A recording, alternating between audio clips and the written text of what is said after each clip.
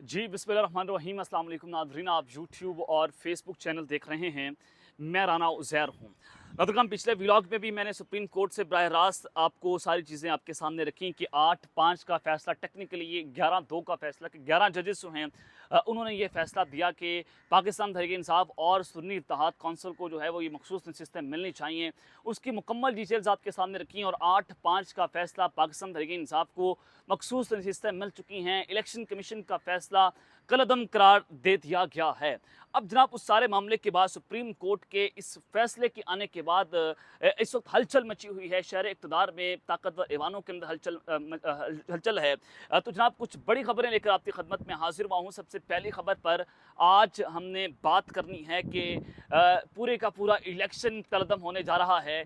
और ये मामला क्या है कि असम्बलियाँ उलटना शुरू हो चुकी हैं, असम्बलियाँ डामाडोल हैं।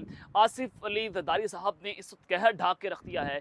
इस हवाले से तमाम तर डिटेल्स आपके सामने आज के इस व्लॉग पे रखूंगा। और फिर दूसरी जानिब फांसियों का ऐलान, आर्टिकल 6 का डंडा चल चुका है। इंतहाई ताकतवर तरीन शख्सियत के ऊपर आर्टिकल 6 लगाने की तैयारियां मुकम्मल हो चुकी हैं। कौन सी अहम शख्सियत है, होने क्या जा रहा है, इस हवाले से कुछ इंपॉर्टेंट डिटेल्स आपके सामने रखनी है। और फिर इमरान खान की वापसी का ऐलान कर दिया गया है। इमरान खान जो है वो वापस आ रहा है, न सिर्फ वो वापस आ रहा है बल्कि वज़ीर आज़म पाकिस्तान में बनने जा रहे हैं। इस हवाले से कुछ अहम तीन तफसीलात। लेकिन अगर आपने चैनल को सब्सक्राइब नहीं किया, चैनल को सब्सक्राइब कर लें, बेल आइकन को दबा दें। आने वाली तमाम तर अपडेट्स आपकी खिदमत में बर वक्त पेश होती रहें। नाज़रीन, सबसे पहले तो आज 8-5 का सुप्रीम कोर्ट ऑफ पाकिस्तान से फैसला, इसने जो है वो एक्सटेंशन के ऊपर जो है ब्रेकें लगाती हैं। क्योंकि हुकूमत ने ये ऐलान कर दिया था कि हमने चीफ जस्टिस काजी फाइज ईसा को जो है वो 3 साल की एक्सटेंशन देनी है। और फिर ये कानून जो है वो आर्मी चीफ के ऊपर भी लागू होना था, उनको भी एक्सटेंशन दी जानी थी। लेकिन आज चूंकि हुकूमत के पास 2 तिहाई नहीं रही, हुकूमत आइन में तरमीम नहीं कर सकती, चीफ जस्टिस को एक्सटेंशन नहीं मिले, यानी कि 8 जजेस जो हैं वो चीफ जस्टिस के खिलाफ जो है वो खड़े हो गए। और चीफ जस्टिस जो है अपनी अक्सरियत खो बैठे हैं। चीफ जस्टिस के पास अक्सरियत नहीं है, जजेस उनके साथ खड़े नहीं हुए। तो अब काजी साहब को तकरीबन 3 माह के बाद घर जाना पड़ेगा। और अगले चीफ जस्टिस जो सीनियर तरीन जज हैं, जस्टिस मंसूर अली शाह, जो है उनका रास्ता साफ हो चुका है, वो अगले चीफ जस्टिस बनेंगे तकरीबन 3 माह के बाद। तो इमरान खान साहब जो हैं वो भी अपने लोगों को ये बात करें कि सिर्फ 3 माह रुक जाएं, 3 माह के बाद हालात बेहतर हो जाएंगे। आपने डट के खड़ा रहना है, आपने जो है वो किसी यजीद का किसी की बात नहीं करनी, आपने घुटने नहीं टेकने। इमरान खान जो है वो जेल में बैठ कर ये बात कर रहे हैं कि मैं किसी के सामने नहीं झुकूंगा। अपने लोगों को यही बात कर रहे हैं कि आपने अपने बयानिया से पीछे नहीं हटना। तो लिहाजा आप सिर्फ 3 माह रुक जाएं, 3 माह के बाद सूरत-ए-हाल यकसर तब्दील हो जाएगी। आज भी साहिबजादा आमिर रज़ा साहब जो है सुप्रीम कोर्ट में मौजूद थे। हम भी सुप्रीम कोर्ट में हैं जहाँ से आप व्लॉग सुन रहे हैं। तो उनका भी हमारे से जब हमारी बात चल रही थी तो वो ये बात कर रहे थे कि राना सलमान साहब ने कहा कि हमारे सुन्नी इत्तेहाद कौंसिल से राब्ते हैं, सुन्नी इत्तेहाद कौंसिल के इस्टेब्लिशमेंट से राब्ते हैं। और इंतहाई सीनियर वजीर हैं हुकूमत के, वो उन्होंने भी ये बात की कि हुकूमत को इस बात का इल्म होना चाहिए कि इमरान खान यानी पीटीआई और इस्टेब्लिशमेंट के बैक डोर के ऊपर जो है मुज़ाकरात चल रहे हैं। और आसिफ अली जरदारी साहब का बयान जो है वो भी बड़ा इंपॉर्टेंट था। तो इट मीन्स कि अगर इमरान खान पीटीआई या सुन्नी इत्तेहाद कौंसिल के जो है वो इस्टेब्लिशमेंट से राब्ते चल रहे हैं, तो आप डरें कि इमरान खान जो है वो वापस आ रहा है। आज के इस फैसले के बाद जो है वो जनाब धज्जियाँ उड़ चुकी हैं। आज आइन और कानून का फैसला, जस्टिस मंसूर अली शाह साहब की जो है वो उन्होंने फैसला सुनाया, ये अक्सरती फैसला। और काजी साहब जो है वो फैसला सुनाते रुक गए और उन्होंने जस्टिस मंसूर अली शाह साहब को कहा कि अब ये आप फैसला सुनाएं।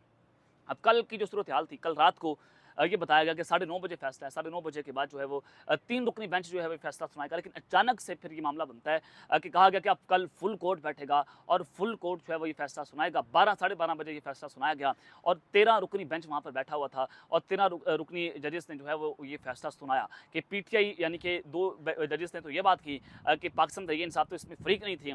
तो सुन्नी इत्तेहाद कौंसिल ने जो इस पर जो है कानूनी तकाज़े पूरे नहीं किए, तो पाकिस्तान तहरीक-ए-इंसाफ जो है इलेक्शन कमीशन से रुजू करे।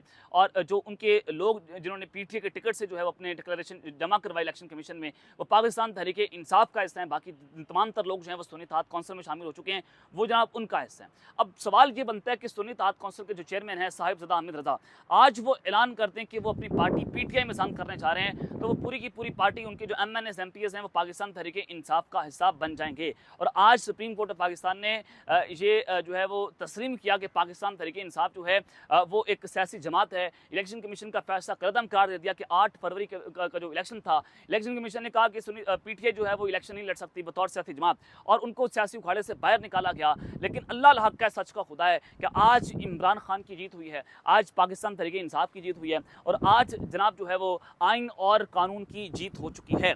अब जनाब इमरान खान जो है वो वापस आ रहे हैं। कैसे वापस आ रहे हैं? इमरान खान साहब जो है बार बार ये बात कर रहे हैं कि सिर्फ 3 माह रुक जाएं। आज इंटरनेशनल मीडिया जो है उन्होंने जो इस खबरें रिपोर्ट की हैं वो बड़ी इंपॉर्टेंट है कि इमरान खान जो है वो आज जैसे मखसूस रिश्तों का फैसला आया पाकिस्तान तहरीक इंसाफ के हक में, उसके बाद इमरान खान एक बार फिर से आलमी इदारों की सुर्खी बन गए हैं। आलमी इदारों पर जो है वो बैन अक़वामी सतह पर जो है बड़ी बड़ी कवरेज हो रही हैं। राइटर्स क्या लिखता है?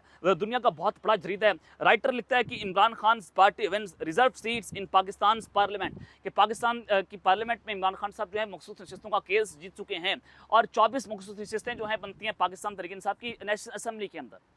और यूँ पाकिस्तान तहरीक इंसाफ जो है वो इस नेशनल असेंबली की सबसे बड़ी जमात बन चुकी है, और जो ये हुकूमत बनाई गई है ये मैंडेट के खिलाफ है, अवामी मैंडेट तस्लीम नहीं किया जा रहा, तो इस हुकूमत का चलना इंतहाई मुश्किल होता हुआ दिखाई दे रहा है। और इस फैसले के बाद इमरान खान साहब जो हैं वो आज बड़े कॉन्फिडेंट भी होंगे। अडयाला जेल में चूँकि वो बैठे हुए हैं, वो मज़ीद मजबूत हुए हैं कि पाकिस्तान तहरीक इंसाफ को, हालांकि सुप्रीम कोर्ट पाकिस्तान से कोई इत्मीनान नहीं था, खान साहब ने कहा कि काजी साहब जो हैं उनके बेंच से अलग हो जाएँ, और बहुत सारी समातें जो हैं वो अभी तक दरख्वास्त समात के लिए मुकर्रर नहीं हो सकी। ज़ेर इल्तवा है जिसमें 8 फरवरी में इलेक्शन पर धांधली के हवाले से इंसानी हकूक़ के ऊपर जो है वो मामला चल रहे हैं। राइटर्स के अलावा अरब न्यूज़ जो है वो भी इस पर रिपोर्टिंग कर रहा है, और ANI ये रिपोर्ट करता है कि Imran Khan get relief from Pakistan court for parliament seats. और इसके अलावा जनाब और बहुत सारे जरीदे हैं वो इस खबर को जो है वो रिपोर्ट कर रहे हैं, तो इट मीन्स कि इमरान खान जो वापस आ रहा है। चीखें जो हैं वो शुरू हो गई हैं, और चीखें इस वजह से निकल रही हैं कि इमरान खान जो है वो वापस नहीं आएगा, बल्कि इन सबको उल्टा लटकाएगा। या तो ये पाकिस्तान रहेंगे, या जेलों के अंदर होंगे, या फिर ये लोग जो हैं वो जनाब मुल्क से बाहर भाग जाएंगे, तो उनके लिए बड़ी मुश्किलात खड़ी होती हुई दिखाई दे रही हैं। अरब न्यूज़ ये लिखता है कि major victory for ex prime minister Imran Khan as Pakistan top court rules party eligible for reserve seats. Pakistan की सबसे बड़ी जमात जो है वो अहल हो चुकी है मखसूस नशिस्तों के हवाले से। अब ये सारी सूरत हाल तो मैंने आपके सामने रख दिया है कि बैनुल अक़वामी मीडिया जो है उसके ऊपर क्या रिपोर्टिंग कर रहा है। अब उस सारे मामले के ऊपर अब इलेक्शन कदम होने जा रहा है। इलेक्शन कैसे कदम होने जा रहा है? असम्बलियाँ लुटने जा रही हैं, असम्बलियाँ तहलील हो जाएंगी, या इनाउस तब्दीली, या पाकिस्तान तहरीक इंसाफ जो है वापस आ रही है। अब ये मामला देखें, 2 दिन पहले आसिफ अली ज़रदारी साहब ने कहा कि नून लीग से हुकूमत नहीं चल रही, और उन्होंने ये बात की कि हम हुकूमतें गिराना भी जानते हैं, हुकूमतें बनाना भी जानते हैं। और आप आज के इस फैसले को आसिफ अली ज़रदारी साहब के इस बयान के साथ जोड़ें, आपको अंदाज़ा हो जाएगा कि इस्टेब्लिशमेंट जो है उसका इस हुकूमत पर एतमाद नहीं रहा। अगर आप ये इसको लार्जर कॉन्टेक्स्ट में देखें, चाइना ने कहा कि आप अपने मुल्क में जो है वो हाउस इन ऑर्डर करें, आप जनाब पॉलिटिकल अनरेस्ट बहुत ज़्यादा है, चाइनीज़ वजीर ने आर्मी चीफ के सामने बैठकर ये बात की। उसके अलावा मोहम्मद बिन सलमान यही बात करें कि आप पॉलिटिकल स्टेबिलिटी अपने मुल्क में लाएँ, अवामी मैंडेट वाली गवर्नमेंट लाएँ। IMF का ये कहना है। राइटर्स ये लिखता है कि पाकिस्तान की इकानमी डिफॉल्ट कर गई है। तो जब ये सारी सूरत हाल है, आप डॉट से डॉट कनेक्ट करें, तो फिर जनाब इलेक्शन कैसे कदम होंगे? एक तरफ तो ये कि इस हुकूमत के ऊपर एतमाद नहीं रहा, आज जो है वो PTI जो है वो एक जानिब तो इस पार्लियामान की सबसे बड़ी सियासी जमात बन चुकी है। लेकिन आप अगर रिजर्व सीट्स के मामले के ऊपर जाते हैं कि कौमी असम्बली में 24 जो हैं वो रिज़र्व सीट्स हैं जो आज पाकिस्तान तहरीक इंसाफ को मिली हैं, और उसके अलावा जनाब नून लीग को उसके अलावा KPK में 21 ख़वातीन और 4 अक़लियती मखसूस नशिस्तें हैं, यानी कि वो मुअत्तल हुई हैं, वो पाकिस्तान तहरीक इंसाफ को मिलेंगी। पंजाब में 24 ख़वातीन की मखसूस नशिस्तें और 3 अक़लियती नशिस्तें हैं जो मुअत्तल हुई हैं, और ये पाकिस्तान तहरीक इंसाफ को मिलेंगी। अब इस सारे मामले के ऊपर अगर आप ये देखें कि 1-2 सीटें जो हैं वो नेशनल असम्बली से सेनेट में पाकिस्तान तहरीक इंसाफ के पास जाएंगी, क्योंकि जब सेनेट का इंतखाब हुआ, सदारती इंतखाब हुआ, तो वो फिर मामला जो है वो कैसे हुआ कि उसमें मखसूस नशिस्तें जो पाकिस्तान मुस्लिम नवाज को हुकूमती इत्तेहाद को मिली थी, PTI से छीन कर उन्होंने भी उस इलेक्शन के अंदर जो है वो पार्टिसिपेट किया था। सदारती इंतखाब में उन्होंने पार्टिसिपेट किया, मखसूस नशिस्तें जो हुकूमती इत्तेहाद को मिली। और फिर चेयरमैन सेनेट का इलेक्शन हुआ, उसमें मामला गया। सेनेट के इंतखाबात में पाकिस्तान तहरीक इंसाफ 2-3 सीटें इस वजह से हार गई थी कि उनके पास मखसूस नशिस्तें नहीं थी। अब आप अगर पंजाब की बात करें, डॉक्टर यास्मीन राशिद जो हैं वो सिर्फ 1 वोट से हारी थी, और पंजाब में जब ये मखसूस मखसूस नशिस्तें पीटीआई को मिल जाएंगी तो सेनेट में भी पाकिस्तान तहरीक इंसाफ पंजाब से उनका टिकट जो है वो एक दो मेंबर आ सकते हैं, और उसके बाद केपीके से मुराद सईद की एंट्री हो सकती है, कौमी असम्बली से एक दो जो है मेंबर्स सेनेटर्स जो हैं वो बनवा सकते हैं। तो लिहाजा सेनेट में भी 4-5 सीटें जो हैं वाकई पीछे होंगी और यहाँ से जो है वो ये मामला जा सकता है। फिर सदारती इंतखाब के मामले के ऊपर इस वक्त उंगलियाँ उठना शुरू हो चुकी हैं, या तो ये मामला दोबारा होगा या ये पाकिस्तान तहरीक इंसाफ जो है वो कोर्ट के अंदर अपनी दरख्वास्त लेकर जाएगी कि सारे मामले को जो है वो कलदम करार दिया जाए, री इलेक्शन हो तो री इलेक्शन करवाना पड़ेगा। अब हो सकता है कि आसिफ अली जरदारी साहब जो हैं वो अपना पैगाम इमरान खान साहब तक पहुँचाएँ, जो जराए इस वक्त बता रहे हैं कि जरदारी साहब जो है वो पैगाम अडयाला जेल पहुँचाएंगे, इस्टेब्लिशमेंट जो है वो अपना पैगाम पहुँचाएगी। और अहम तरीन मुलाकात की भी इस वक्त बात है कि इमरान खान साहब जो है उनको इस वक्त मनाने की कोशिशें की जा रही हैं।